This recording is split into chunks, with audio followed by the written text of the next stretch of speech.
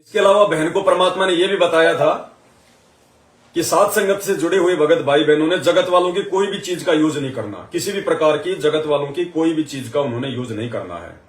तो दास थोड़ा सा आपको गहराई में लेके जाना चाहेगा कि जगत वालों की क्या चीज है, कैसी चीज है। यदि आप शहर में रहते हैं तो पहली बात तो हम भक्तों का यह स्वभाव हो जाना चाहिए, हमने अपने आड़ोसी पड़ोसियों से ज्यादा मिलना, उठना, बैठना, मुलाकात करना, जान पहचान करना बिल्कुल नहीं। दास का नियम है, दास जहां भी रहता है रेंट पे रहता है, और दास का पड़ोसी को भी नहीं पता होता कि वो क्या है, क्या नाम है, क्या करता है, क्या खाता है। और जब हम उनसे संपर्क नहीं करेंगे, हम उनसे कोई यारी दोस्ती नहीं करेंगे, मेल मिलाप नहीं करेंगे, तो वो भी हमसे नहीं करेंगे।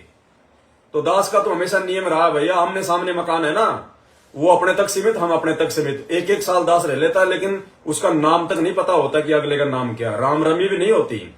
हमने इस प्रकार से हमने जगत वालों को मीठा शत्रु समझना, मीठा दुश्मन। एक बार यदि उनको मुंह लगा लिया ना, फिर आना जाना, बातचीत करना, ये देना वो देना, आंटी आंटी ये देना वो देना, कहीं ना कहीं मर्यादा टूटेगी फिर आपकी।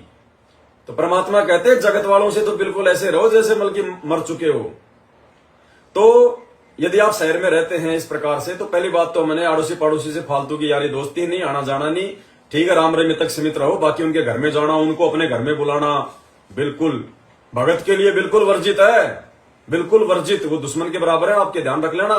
इस भक्ति मार्ग में, जगत में आप जो मर्जी करो, आपकी मर्जी, लेकिन भक्ति में आने के बाद, संत रामपाल जी वाली भक्ति अपनाने के बाद वो मीठे शत्रु हैं।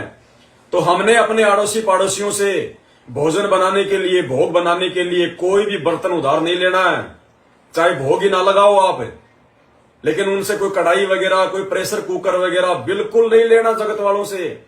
क्या पता उस कढ़ाई में वो मीट भी बनाते हो, अंडे भी बनाते हो, झूठी सब्जी बनाते हो, पता नहीं क्या बनाते हैं वो, कैसे वो शुद्धता है, कैसी शुद्धता नहीं है। हमने जगत वालों की कोई भी चीज, कोई बर्तन, कोई कपड़ा, कोई भी आइटम, आपने चाहे नीचे सोना पड़े, आपने चारपाई भी नहीं लेनी, कुछ नहीं लेना उनसे उधार का, हमने कुछ नहीं लेना।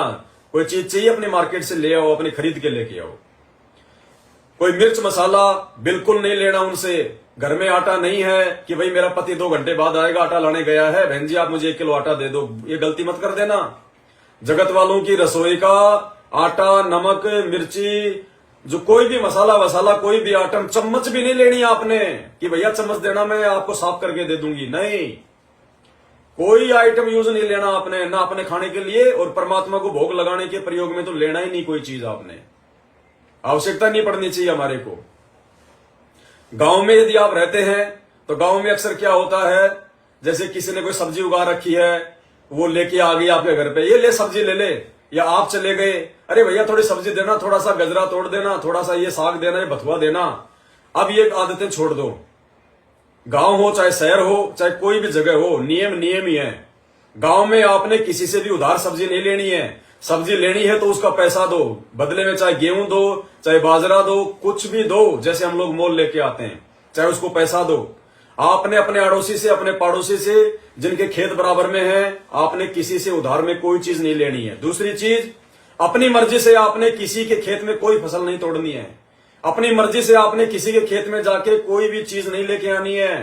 किसी के खेत में कोई आम का पेड़ है, कोई संतरा का पेड़ है, कोई जांडी का पेड़ है, आपने बेर भी तोड़ के नहीं खाने दूसरे के खेत में। दूसरे का जो पेड़ है, उस पेड़ से आपने बेर भी तोड़ के नहीं खाना। बेर भी तोड़ के अपना मोल लेके खाओ।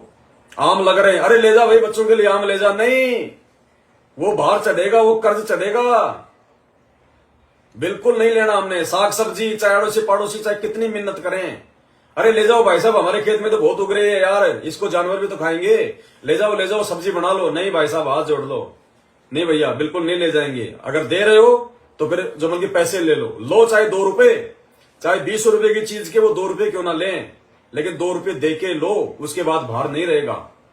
तो उधार में इस प्रकार से हमने कोई चीज नहीं लेनी, आड़ोसी की, पड़ोसी की, गांव वालों की, आटा नमक मिर्ची कुछ नहीं लेनी। गेहूं लेने हैं तो भैया अपना पैसा दे के लो, या फिर उधार ले सकते हो कि भैया 2 महीने बाद में दूंगा पैसा, मुझे आप जी जो है मतलब 2 क्विंटल गेहूं दे दो, तो उधार ले लो, बाद में उसको पैसे दे दो या उसको गेहूं दे दो, लेकिन फ्री की कोई चीज नहीं लेनी हमने। ये काल हर प्रकार से मर्यादा तोड़वाएगा, ध्यान रखना। छोटी छोटी बातों का ध्यान रखना पड़ेगा भाई बहना, छोटी छोटी बातों का आप सात संगति से जुड़े हुए हो, आप 12वें पंथ की भक्ति नहीं कर रहे, आप मैनेजमेंट वाली भक्ति नहीं कर रहे, आप 13वें पंथ की भक्ति कर रहे हो। बहुत सारे भाई बहन गांव में रहते हैं, वो खेतों में अपना पानी देते हैं, पानी जो है बल्कि उधार देते हैं, उधार ले सकते हैं पानी अपने गेहूं में देने के लिए, अपनी सरसों में देने के लिए, अपनी मतलब फसल में देने के लिए, अपनी साग सब्जी में पानी देने के लिए उधार पानी ले लो, या तो उसका उसी समय पैसा दे दो, या जैसे भी आपकी जब फसल का समय आता है, जब फसल निकल जाती है उस समय बहुत सारे लोग उनको गेहूं दे देते हैं या और कुछ दे देते हैं, तो उसमें कोई दिक्कत नहीं है।